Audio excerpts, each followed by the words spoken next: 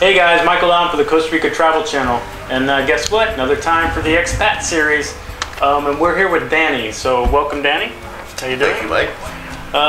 We're gonna get right into it because I got lots of questions. Okay. So how long have you been here? Started coming here in 2001, and then we finished paying off our house and moved down here in 2005. Okay, so you were coming back and forth from 2001 to 2005 a little bit? Coming here, but we were still working and paying off our mortgage, things like that. Okay, so you came down here with somebody? Yeah, with my wife. Okay. So how'd you find your way here? What got you Costa Rica bound? It's kind of a goofy story, actually. I was looking online, and we wanted to go someplace like this for our honeymoon, and I found this house for rent. They wanted $400 for the month, and it was a fruit farm. It seemed really cute and cool and close to a tourist destination. So we rented it, and we liked it, and the owner wanted to sell, so we ended up buying it. Not to pry, but so not independently wealthy, or were you going to come down here and do work and find something to get into, or were you? Well, I was hoping retirement at an early age. I was hoping to make enough money that I wouldn't have to work, but it didn't really seem like it worked out like that. But our house is at least paid off, and our vehicles are paid off. So, worst case scenario, I figure I can grow my own food, and when the times are good, I have lots of talents and skills, so I can always make a living. Now, you bought a home down here, and you've also started a couple businesses, I know, with your wife. Yeah. So tell us a little bit about that process, and maybe, I don't know if you had problems with it or whatever, but so. Well, we did a natural health center for a while because she's a masseuse and an acupuncturist, and I was teaching martial arts. And we found an excellent location in the middle of town, and we opened for business, and we did really good, actually. Now, was that process easy? Did you find the process of getting that legal? It was a little annoying. I wouldn't call it difficult, but like, for instance, it's not like you go to one building and you fill out some papers. It's like first you go to this building, and then you go there, and then you go there. It took the entire day for me to go all around town trying to get these little things done, and then you have to deal with the health department. But most of the time, the Costa Ricans are very nice people. There's quite a bit of bureaucracy, which probably is set to make sure as many people are working as possible, which kind of happens throughout the third world. But overall, most people are pretty helpful, and they want to help you as long as you don't take a haughty attitude towards them. Right, right. So you guys bought a house. Again, I'm trying to get perspective for other people. So I know you live outside of La Fortuna. We live about 15 miles outside of Fortuna, and the reason why I really like it where we live is it's nice and quiet. We have 10 acres of land, and all sorts of things grow on the land. When we bought it, and now we're trying to actually turn it into an organic farm.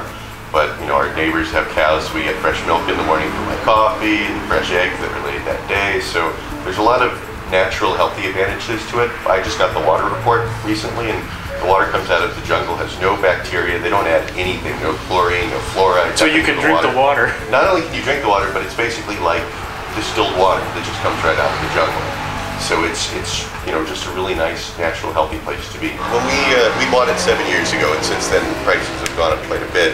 But at the time when I actually bought it, apparently that was a gringo price, and nobody would have ever considered paying that much for our property at the time. But there was already existing construction on the property, a house, guest house, and some cabinas, and all we had to basically do is move in. I saw this property 7 years ago, and I'm extremely happy with moving here and our purchase. Now you mentioned gringo pricing, and we talk a lot about that on our site. But for people that may not know, what's gringo pricing? Well, in many cases, the land down here is. They try to essentially jack it up because they know that foreigners can come in and they can make a lot of money off of it because people come in and develop properties and put up condos and things like that, which obviously require capital. But when we bought our property, we paid $80,000 for it. And I know a lady who's she's also a gringo, but she married a Tico, and they have a property that's bigger than ours. It's like 17 acres, and it is on a river, which is absolutely beautiful. And they paid $36,000 for their property. Now this was a long time ago. This was like 10 years ago. But that's $36,000. It's cheap. Okay, so your biggest culture shock when you came down here, maybe the hardest thing that you had to adjust to? Well, it's still getting adjusted to in terms of if you want to come down here to live, it's easy. It's beautiful. Where we live, it rains a little bit much, but the temperature is always perfect day or night, and beer is cheap. You can't really complain about a lot of things.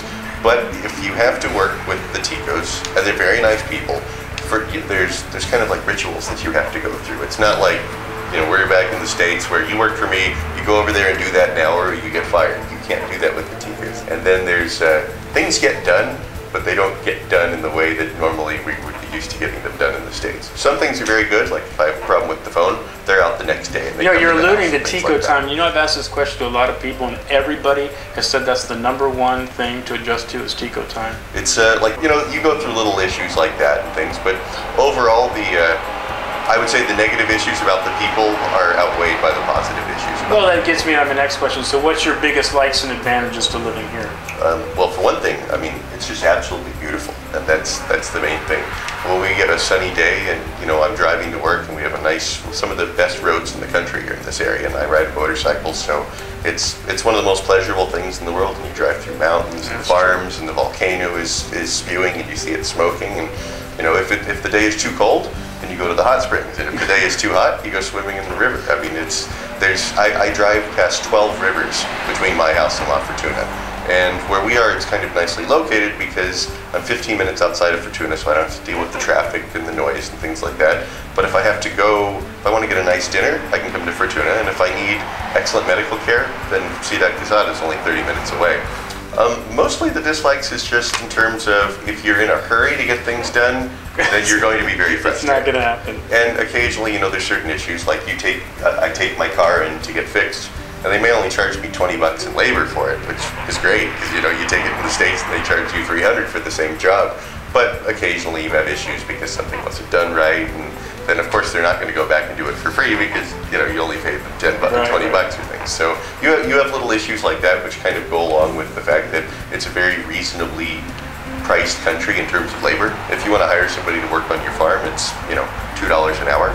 That's fairly normal. So, you know, the people know that they don't make that much money, let's just say this. So they're not going to kill themselves over the $2 an hour that you're paying them. So that's the issue.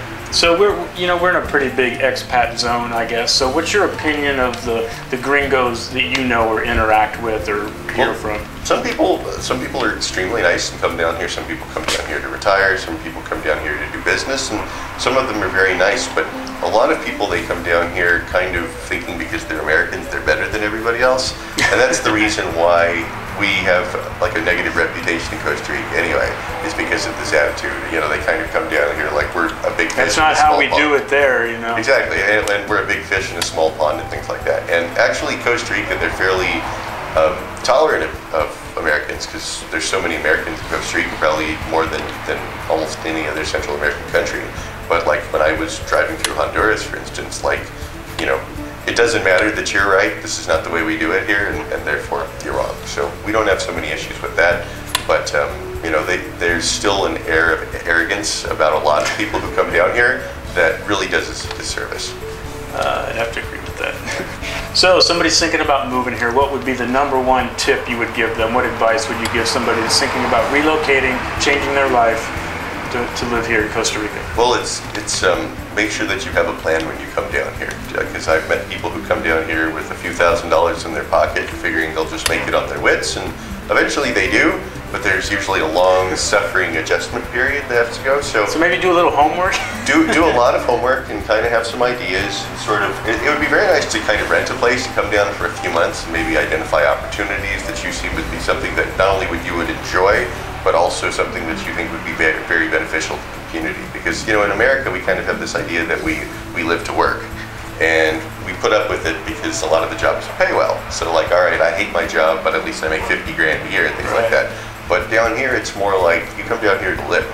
And for that reason, like, you know, there's always going to be issues and frustrations and things like that. But, you know, if you, I would recommend anybody do what I did, is like, if you can just have your basic things paid for, like, you know, a place to live, maybe your vehicle, and have a little bit of savings in the bank, then you're not going to have too many problems. And it's really not that difficult to get a business started here. It's not that difficult to get it.